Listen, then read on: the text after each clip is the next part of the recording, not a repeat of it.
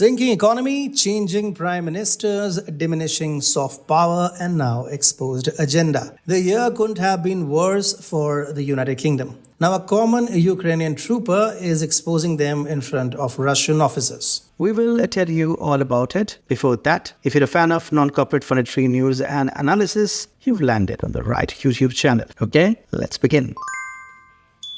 Margarita Simonian, head honcho at RT Television, had dropped a bombshell recording a couple of months back. It wasn't just any chat, but a nearly 40-minute powwow featuring 4 German Air Force officers. The hot topic was German Taurus missiles being used in strikes on the Crimean Bridge by Ukraine. Now, why is this a big deal, you ask? Well, it's not every day you hear about military top brass casually discussing missile strikes, especially on infrastructure as significant as the Crimean Bridge.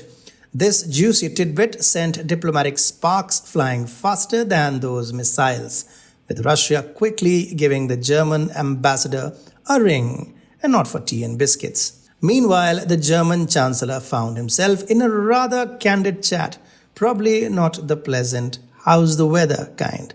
In the same leaked audio, we dive into the secretive world of British military shenanigans in Ukraine. General Ingo Gerhards, a name that sounds like he should be leading a space mission, spilled the beans on the UK's collaboration with Ukraine. The Brits were not playing small. We're talking Storm Shadow missiles that could hit a target from 250 kilometers away. Gerhards went on to detail the British modus operandi, mostly remote, but with a dash of boots on the ground for flavor. This wasn't just any ground though. We're talking about operations deep in the lines, including the contentious Crimea. Russia call it theirs, but the West begs to differ, adding their own toppings to this geopolitical pizza. Dmitry Peskov saw this as proof of the West's fingers in the Ukrainian pie. Meanwhile, Tobias Ellwood, rocking the title of former British Deputy Defense Secretary, suggested this wasn't exactly a state secret, hinting that Russian spies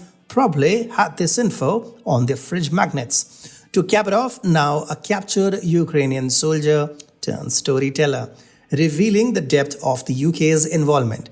So there you have it, a tale of missiles, military involvement, and international drama, all wrapped in diplomatic kerfuffle. We have got a story that will make your grandma's book club look like amateur hour. Picture this, a Ukrainian special ops trooper, Evgeny Gorin, gets nabbed in what sounds like a scene straight out of a Hollywood blockbuster. His mission was a bit of covert ops shenanigans that didn't quite go as planned.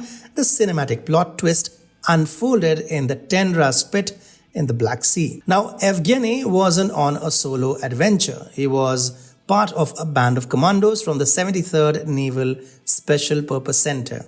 The mission, should they choose to accept it, and they did, was intercepted by Russian troops in a manner that probably didn't involve a polite "stop please." But here is where it gets juicy.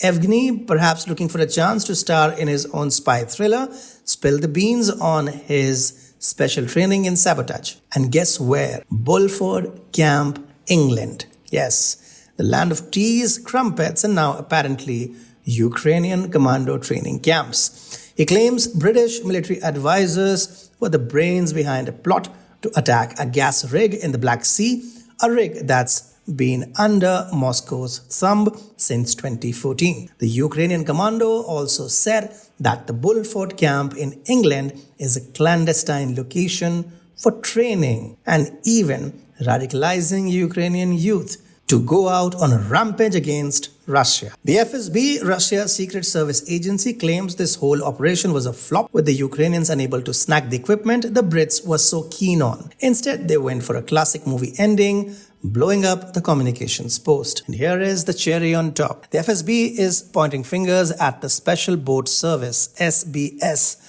of the British Royal Navy for orchestrating this aquatic caper. According to them, Gorin's tale is solid proof of British hands getting dirty on Russian playgrounds. The plot was apparently sniffed out in advance, leading to a counter-operation that sounds as if it was directed by Michael Bay. So this may be a tale of espionage, international intrigue, and a botched mission that's more gripping than an average spy novel.